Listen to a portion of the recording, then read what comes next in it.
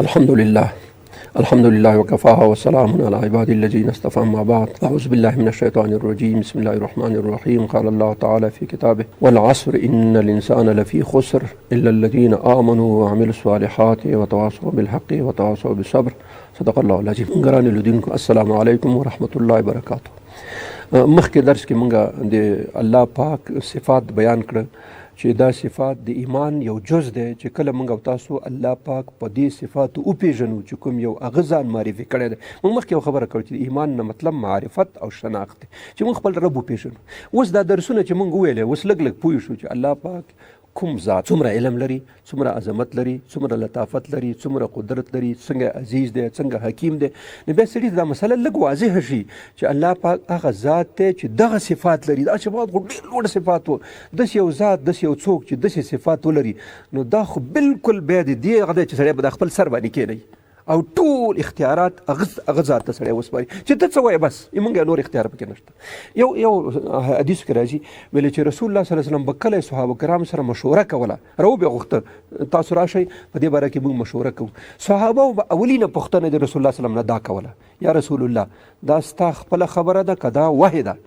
که رسول الله صلی الله علیه وسلم ورته ویل چې دا وحی ده، نو بس صحابه ویل چې امنا وسلام، نو بس موږ تسلیم یو، ځکه وحی کې نور څه اشکال نشته، ځکه دا د هغه ذات نه راغلی چې علم، عظمت، قدرت، طاقت هر څه لري. او که ستا شخصي خبرې ته هم انسان یې، موږ هم انسانان یو، بیا به سره مشوره وکړو.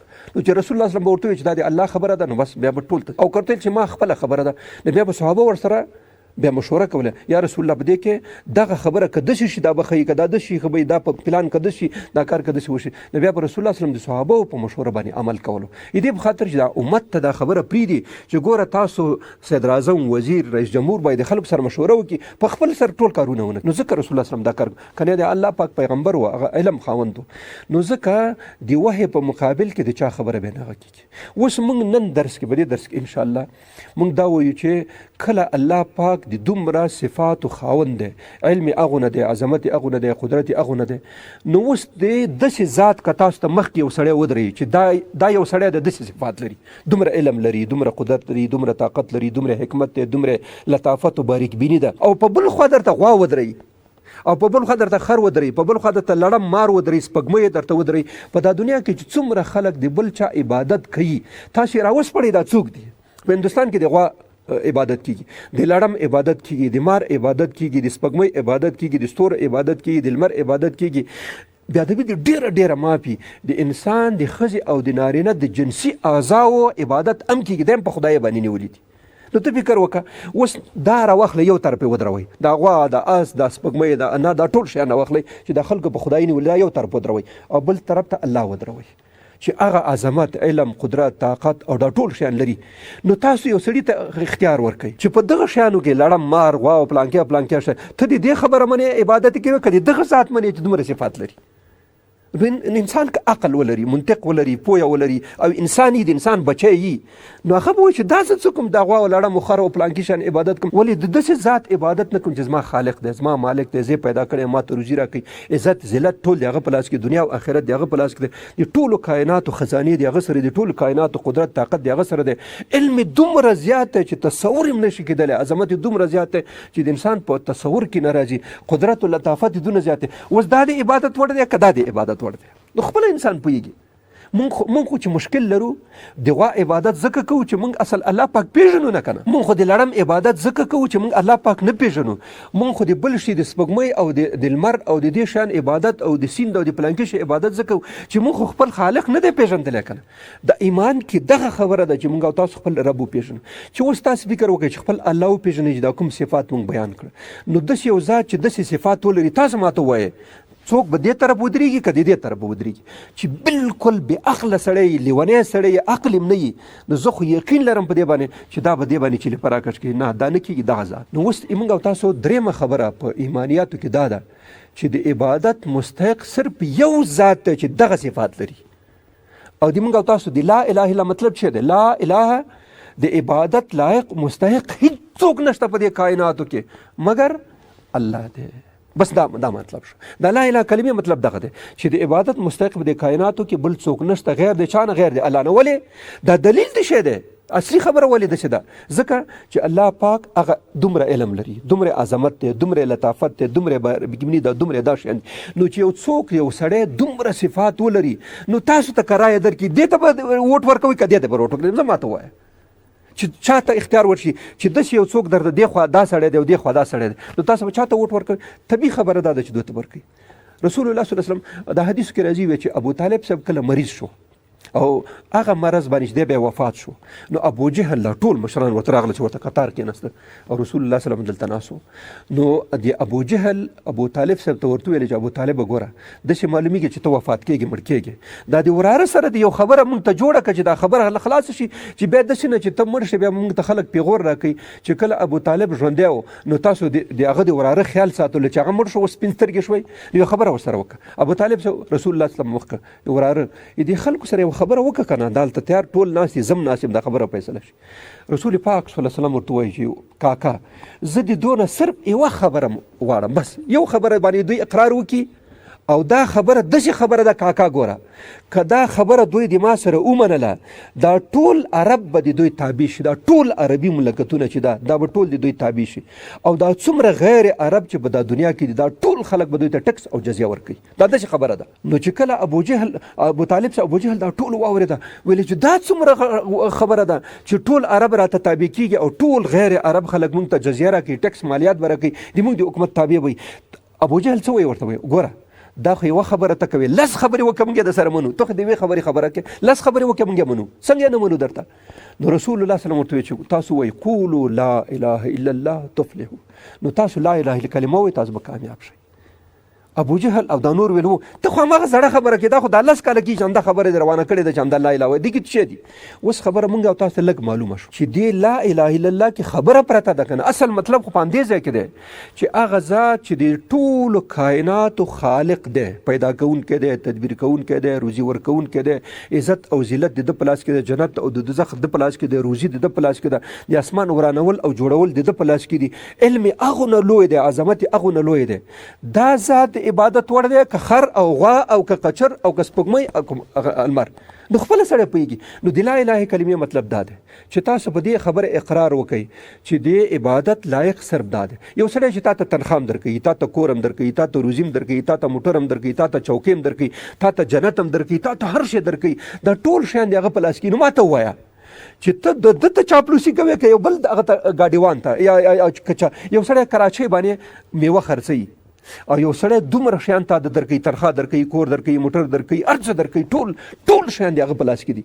نو که تا ته وایي چې ته د دې سړي خبره منې که د دغه سړي منې چې دا ټول شیان تا درکوي نو ما ته وایه د عقل تقاضا څه ده؟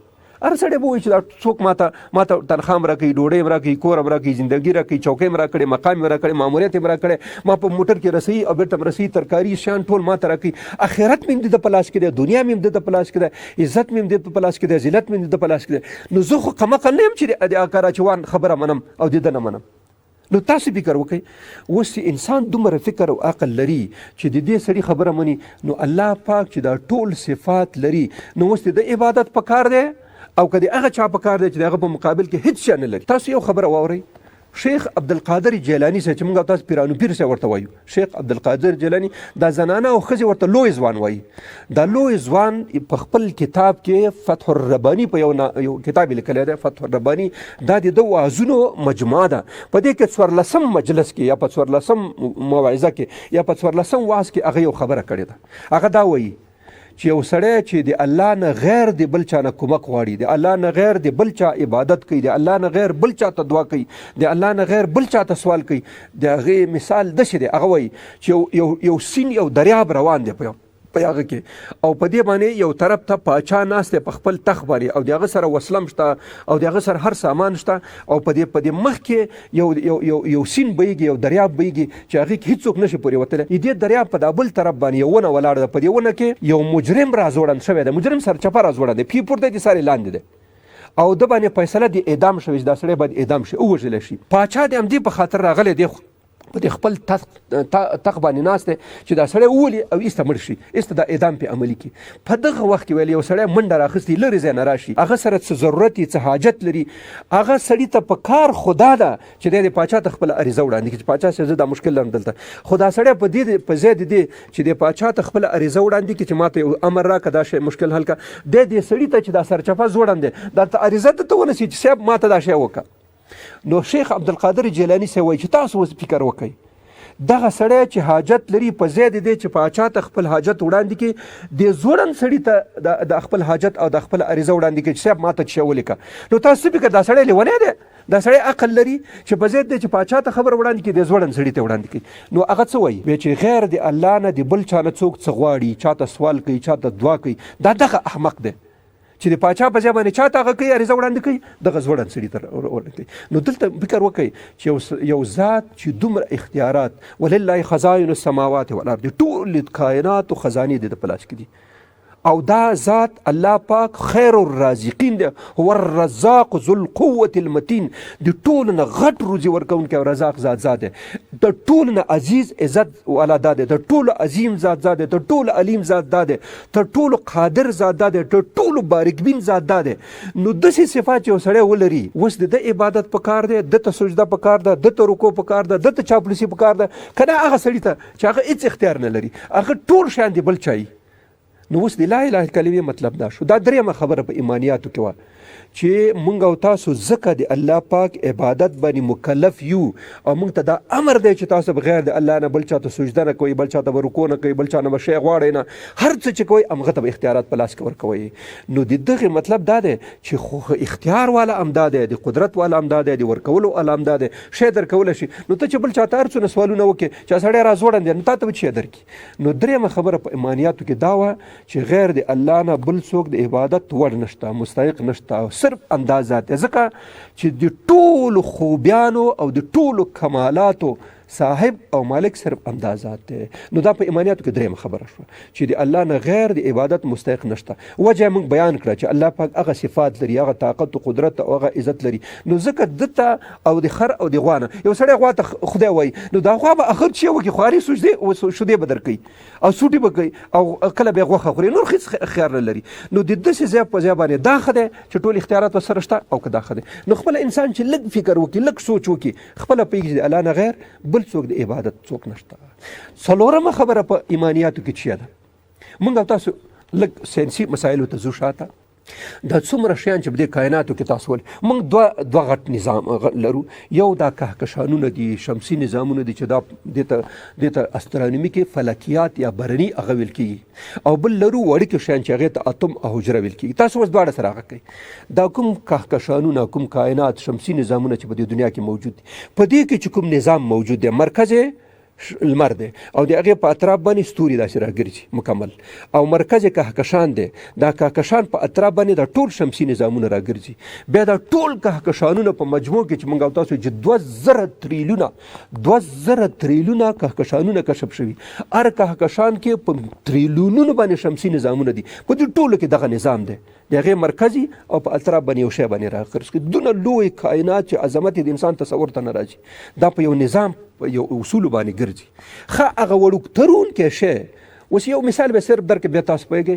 یوه شګه، هغه شګې دانې ریګ چې موږ تاسو د ریګ یوه دانه، په دې کې دومره اتومونه موجود دي چې دا څومره شمسي نظامونه په دې کائناتو کې دي. یعنی اتومونه په یو شګه کې دومره زیات اتومونه موجود دي چې په دې ټولو کائناتو کې کوم ستوري دي، نو هغه یو شګه کې دومره اتومونه موجود دي. اوس دغه وړوکی اتوم چې ما درته وویل چې یو اتوم د 10 نه تر 100 پیکو پورې، یعنی 1 تریلیون چنده، 1 میلیمتر چې تریلیون چنده کې د هغې نه پیکو جوړېږي. نو یو اتوم دومره وړکی دی چې په پیکو باندې اندازه کېږي، په تریلیون برخه د میلیمتر باندې. په دې کې چې کوم نظام دی، اوس دا راوسپړئ، دې کې هم عیناً خبره ده، منځ هسته ده، په اطراف کې الکترونونه دغسې تاویږي. لکه څنګه چې شمسي نظام دی، په دې کائناتو غټو کائناتو کې چې کوم نظام موجود دی، دغه نظام په دې وړوکي اتوم کې موجود دی.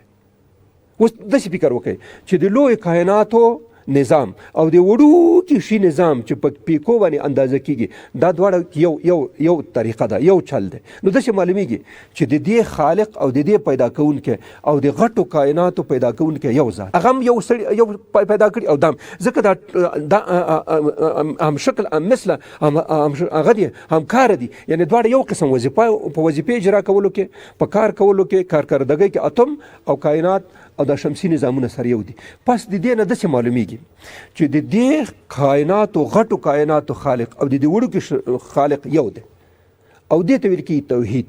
معنا قل هو الله احد، الله یو دی، دا د دې معنا شوه چې غټ نظامونه او د وړوکی شی د دې دواړو شکل، د دې دواړو وظیفه، کارکردګي یو شان ده. نو داسې معلومیږي چې د دواړو خالق یو دی، دواړو پیدا کوونکی یو دی. نو چې یو دی دغه ته ویل کېږي توحید. قل هو الله احد، ورته وایه خلکو چې الله واحد دی، یو دی. یو اوس معلوم شو موږ ته په ساینس کې کنه چې لوی کائنات او دا وړوکی اتم یو قسم کار کوي، یو قسم کارکردګي، یو قسم شکل لري، په یو نظام باندې چلیږي.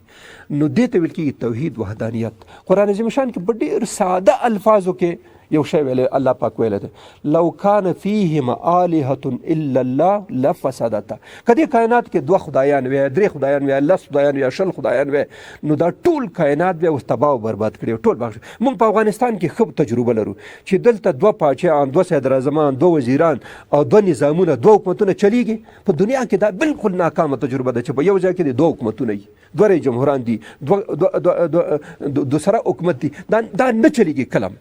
نو الله پاک څه فرمایي؟ وی که په دې کائناتو کې 2 سره حکومت وی یا 2 پاچیان وی یا 2 خدایان وی یا 3 خدایان وی، لفسد دا ټول کائنات به اوس تباه کړي وي، برباد کړي وي. دا یو آیات دی. دویم آیات کې بل راځي، وی که چېرته خدایان ډېر وی نو بیا به څه کړی وی؟ دا یو خدای به د بل خدای په خلاف لشکرکشي کړې وی.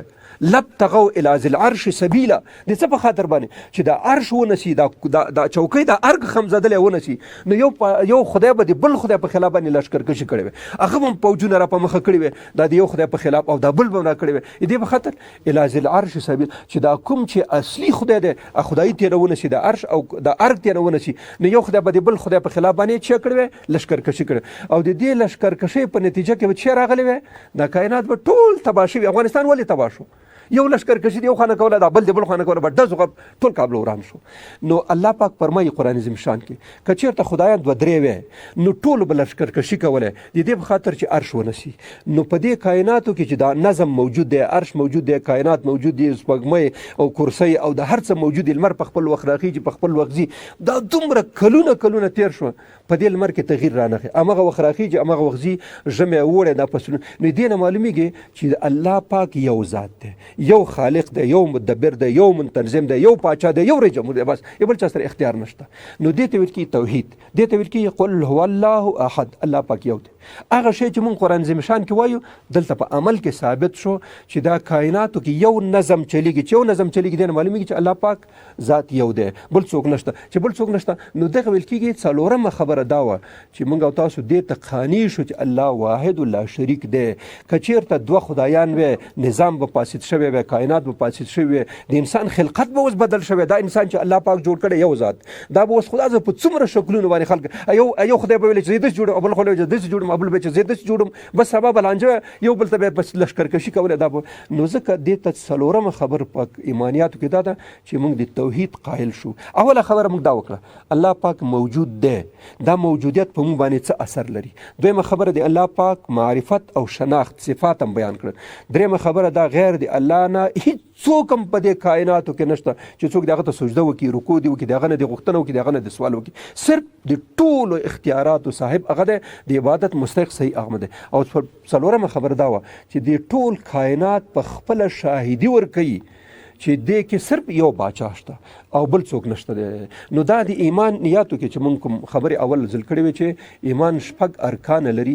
په دې 6 ارکانو کې اولین رکن چې کوم یو دی هغه ایمان بالله دی، په الله باندې ایمان لرل دي. په هغې کې مونږ تاسو ویلي وو چې په هغې کې مونږ بیا 15 خبرې کوو. په هغې کې اوله خبره دی الله پاک موجودیت، دویمه خبره دی الله پاک معرفت او شناخت حاصلول، دریمه خبره دی الله پاک عبادت کول چې صرف اندې مستحق دی، او څلورمه څلورمه خبره دا و چې د دې ټولو کائناتو خالق مالک مدبر صرف یو ذات دی، ته ویل کېږي توحید. نو دا څلور خبرې موږ او تاسو بیان کړې. پنځمه خبره انشاءالله په آینده درس کې وایو چې الله هغه ذات چې موږ او تاسو هغه منلی د هغه صفات هم واورېده، د هغه د عبادت خبره هم واورېده، د هغه توحید خبره هم واورېده. نو بیا د پنځمه خبره دا ده چې موږ به د دغه الله پاک سره محبت او مینه ساتو، د هغه نه به ویره او خب ساتو. انشاءالله دا به بیا په آینده درس کې وایو. الله پاک دې موږ او تاسو توفیق راکړي چې په دغه خبرې چې موږ واورېدې دې باندې لږ غور او فکر وکړو، دا په زړه کې لږ سوچ پې وکړو. کله چې د شپې د الله پاک د هر صفات راوخلو موږ او تاسو ته مخې ته کېدو.